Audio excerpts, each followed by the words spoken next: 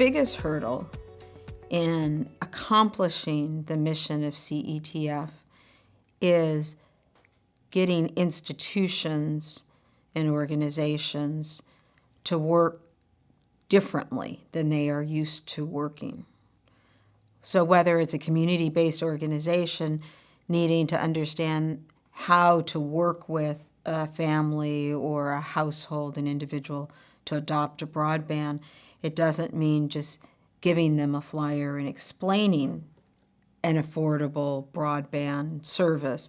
It really means helping them understand the language that's involved, whether it's a gigabyte, or understanding what habits are involved that in their household where they can make an informed decision about a service, helping them understand security issues, and then helping them really, get in touch with the company and go through the entire process. Whether it's a funder and working with other funders and helping them understand why funding broadband adoption is critical in today's society as a way out of poverty, as a way of participating in our democracy.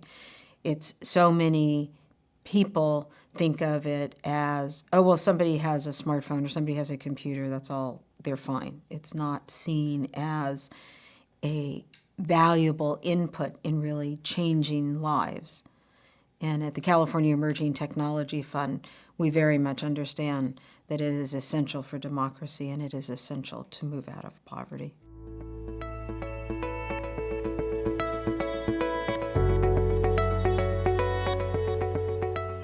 The most important role CETF has served to help close the digital divide in California is almost what I would look at as connective tissue.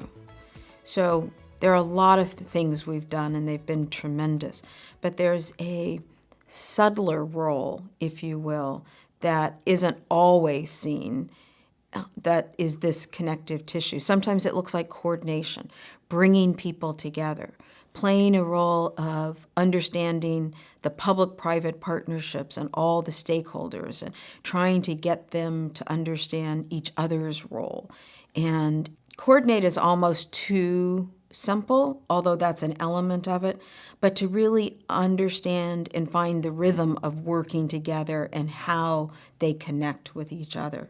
For example, while industry loves to move forward in its products and services and always bring us some wonderful things, which is great, it's always important to think about the service that exists in terms of the infrastructure, because broadband at this point is a utility, and meaning everybody needs it. And so helping the public understand, helping public policymakers understand, helping civic leaders understand, along with industry, that we really have to think about, is this infrastructure available to everybody?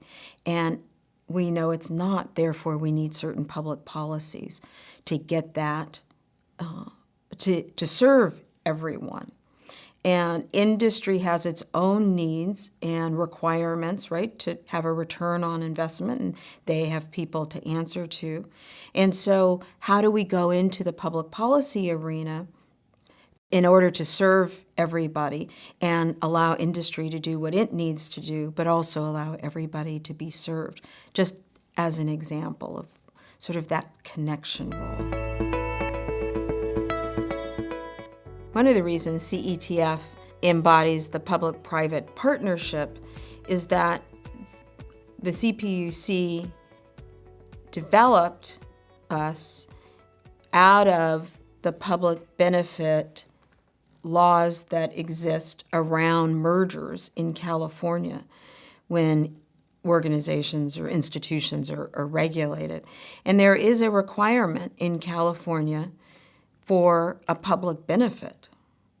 And we take that very seriously, so that it's in addition to our mission that's about closing the digital divide, but in a way that really benefits the public at large.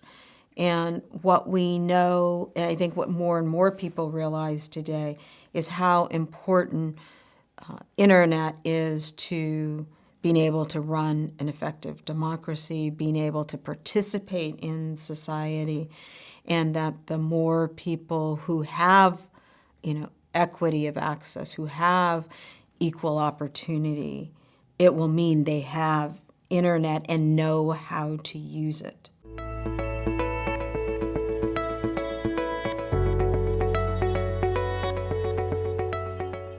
I think CETF's most significant accomplishment has been to bring community-based organizations and anchor institutions to a place on working to close the digital divide in a way that they understand the impact it has on their clients. And for instance, when the Federal Recovery Act money was available, it's hard for people or businesses to do business with the federal government. So it's especially hard for a small community-based organization to do business with the federal government. And CETF was able to organize 19 different community-based organizations that never would have had that opportunity. And so we were able to effectively spend $14 million through the Recovery Act grants throughout California directly in communities where the services were needed. One of CETF's most significant accomplishments was during the American Recovery and Reinvestment Act, in which funds were made available for broadband adoption and broadband infrastructure. And CETF was able to organize 19 different small community-based organizations, and we applied for several grants and actually received 2 of the 3 of the grants. And so these are small community-based organizations that deal day to day with the clients that we really want to connect with and have connect to broadband. So it was quite an accomplishment to be able to win 2 of the grants and really exceed the goals that we had set out and complete them, with some tremendous success. I think that what we've heard and what we've seen written by NTIA is that a lot of our projects and the way that we approached it is considered a model for others. And I think we really felt empowered by that process and continue to work with many of those organizations. One of the key aspects about this accomplishment is that these were small CBOs, and they would not have had the opportunity to work with the federal government or on a federal grant had it not been for CETF providing that coordination and administrative function and working with them in implementing programs.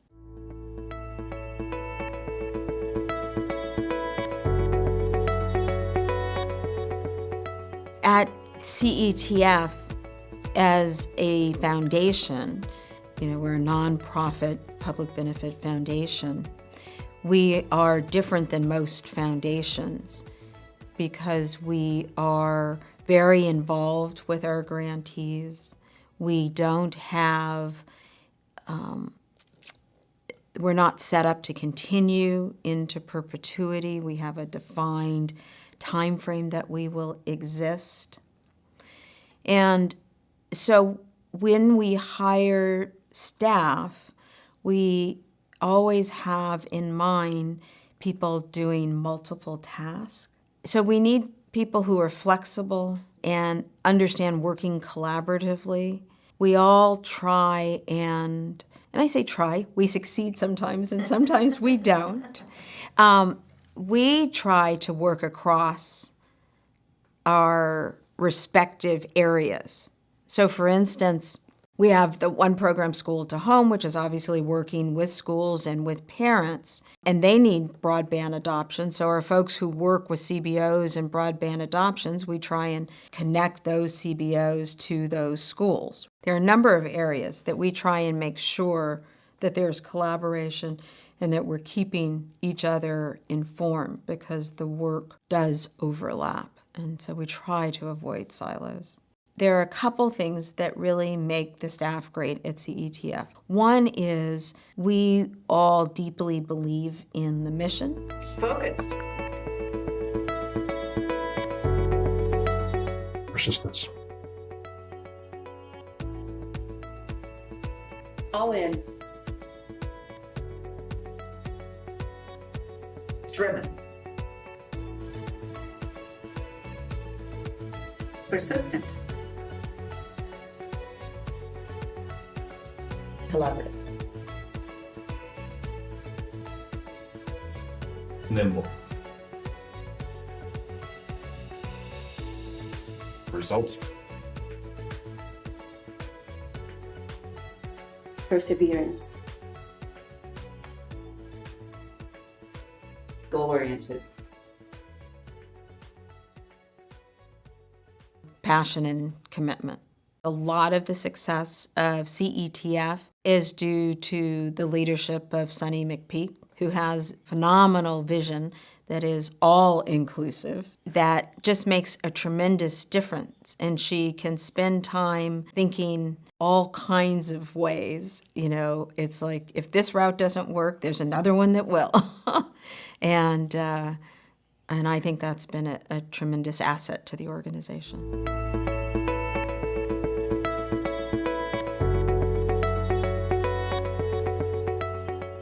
Among the major challenges remaining, because CETF's goal has always been to go out of business, is about sustainability of the work, which we really look at as how we integrate the notion of closing the digital divide into institutions and organizations, because broadband is changing everything that we do.